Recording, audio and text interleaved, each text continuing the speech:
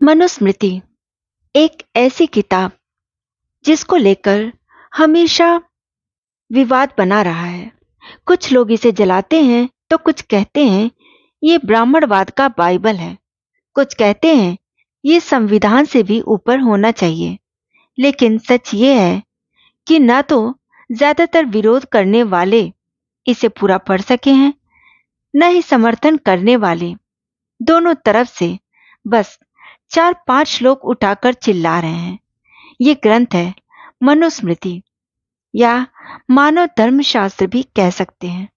लगभग 2682 श्लोकों वाला 12 अध्यायों में इसमें सबसे ज्यादा हिस्सा, लगभग 1000 श्लोक, ब्राह्मणों और राजाओं के जो नियम हैं, ब्राह्मणों के लिए कितना सख्त जीवन बताया गया है।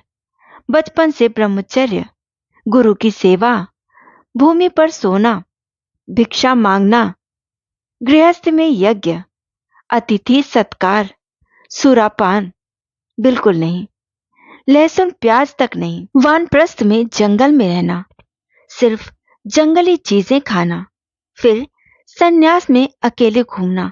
ये सब पढ़कर लगता है ब्राह्मण का जीवन तो तपस्या से भरा हुआ था, प्रिविलेज नहीं।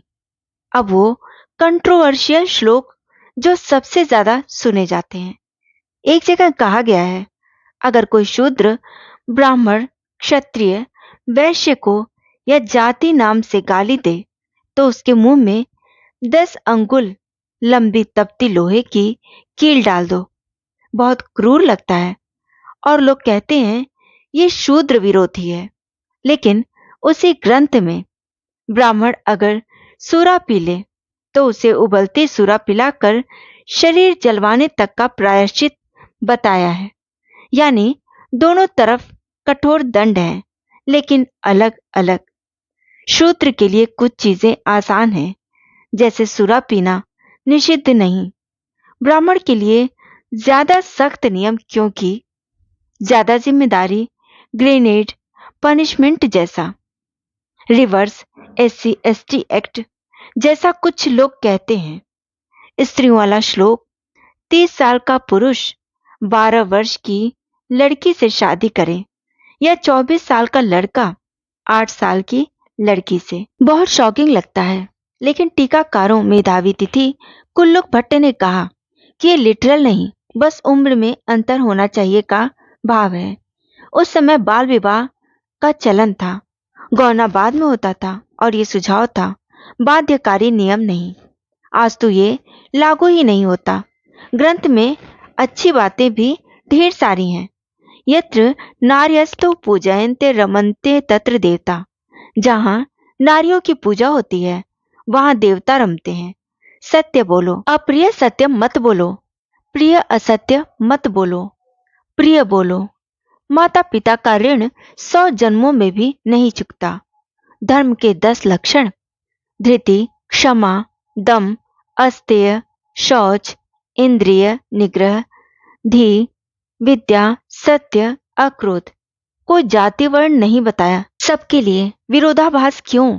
क्योंकि शायद एक व्यक्ति की रचना नहीं, समय के साथ संकलन हुआ। कुछ लोग महाभारत गीता से मिलते हैं। काल पहली दूसरी शताब्दी का माना जाता है, जब विदेशी आक्रमण, बौद्ध जैन का प्रभाव था। समाज को स्थिर करने की कोशिश आज लागू, कभी पूरी तरह लागू नहीं हुई। ब्राह्मण खुद नहीं मानते, वेद पढ़ना छोड़ दिया, सुरा पीते हैं, कृषि करते हैं। अंग्रेजों ने हिंदू लॉ के लिए इसे इस्तेमाल किया, लेकिन वो भी चुनिंदा। आज पुराण, भक्ति, लोकाचार ज्यादा चलते हैं। मेरा मानना है पूरा पढ़ो, टीका पढ़ो। गंगानाथ झा का अनुवाद फ्री में मिलता है, जो अच्छा लगे वो अपना लो। सत्य, न्याय, सम्मान जो आज के समय में फिट नहीं, वो छोड़ दो। ये कोई संविधान नहीं, एक प्राचीन दिशा निर्देश है। राजनीति में इसे जलाना या थोपना दोनों ही बेवकूफी है। बस इतना ही।